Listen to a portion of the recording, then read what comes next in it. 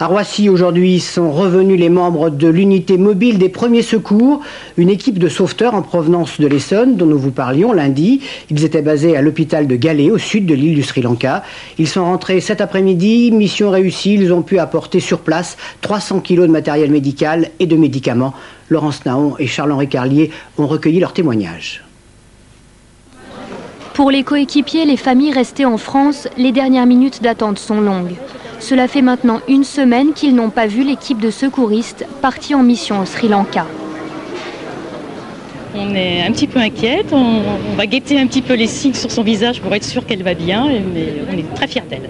On va être content de les accueillir, ils vont être bien fatigués, mais on a envie de les voir là.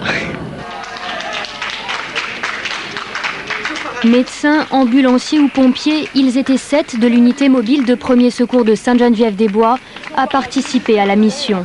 Le ministère de la Santé du Sri Lanka a demandé à ces hommes et femmes, tous bénévoles, de faire le tour des camps de réfugiés. Objectif, monter un dispensaire itinérant dans la région de Galle, au sud de la capitale sri-lankaise.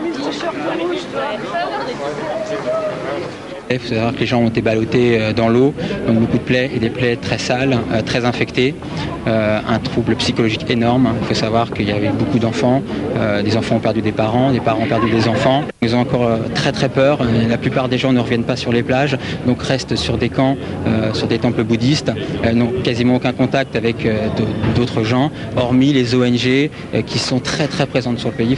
En moins d'une semaine, l'équipe a pu apporter des soins à 700 blessés et malades sri-lankais. On ne revient jamais totalement entier d'une mission.